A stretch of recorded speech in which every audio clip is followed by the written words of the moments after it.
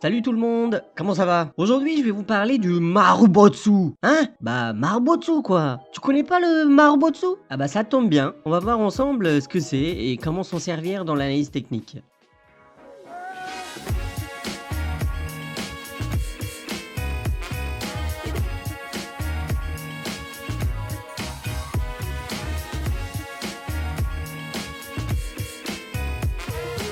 Marubotsu, ça sonne pas très français tout ça. Normal, c'est du japonais.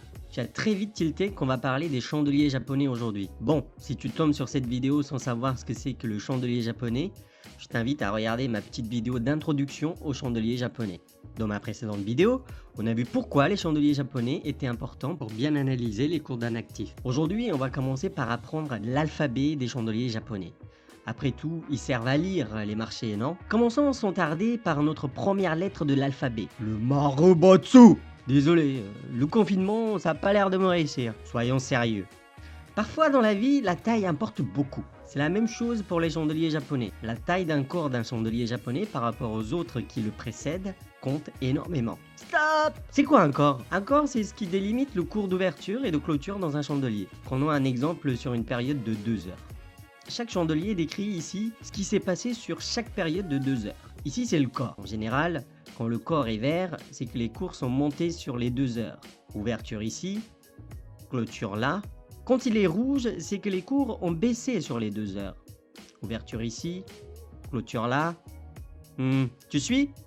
Bon, maintenant regardons les ombres. L'ombre haut représente le cours le plus haut atteint sur les 2 heures et l'ombre bas, le cours le plus bas atteint sur les 2 heures. Maintenant qu'on a fait cette petite pause pour voir ce que c'est que le corps et les ombres, revenons à notre histoire de taille de corps. Plus la taille du corps est grande par rapport aux autres, plus la force du mouvement est importante et risque de se poursuivre dans le même sens. Un Marubotsu est un chandelier dont le corps est au moins 3 fois plus important que les corps précédents. Il n'a pas d'ombre. En gros, dans le cas d'un Marubotsu vert, les cours ouvrent au plus bas et clôturent au plus haut. Dans une zone de support, ce chandelier véhicule un message haussier sans appel. Bah oui, les acheteurs ont commencé à acheter au plus bas et ont continué de pousser les cours jusqu'à la clôture qui coïncide avec le plus haut atteint sur la période. Visuellement, le message est clair. C'est le message inverse pour les Marubotsu rouges sur une résistance.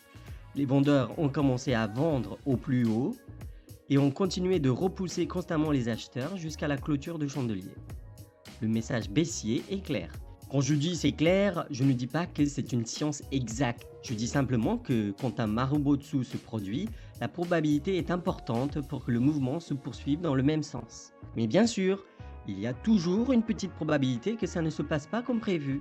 Et dans ce cas-là, le seul scénario de repli, ça sera de prendre les pertes en toute humilité au lieu de s'entêter à garder vos positions. Ça s'appelle mettre et exécuter un stop loss. On verra ça dans une autre vidéo. Voilà, maintenant que vous savez ce que c'est qu'un Marubotsu, faites-en bon usage. Merci d'avoir regardé cette vidéo, j'espère que ce format va vous plaire. Si c'est le cas, n'hésitez pas à lâcher un pouce bleu, à vous abonner et cliquer sur la petite cloche pour être informé des prochaines vidéos. Vous pouvez aussi laisser un commentaire pour me dire quels sont les thèmes que vous aimeriez que j'aborde dans mes prochaines vidéos. A bientôt les raccoons et n'oubliez pas, riskless, stay alive.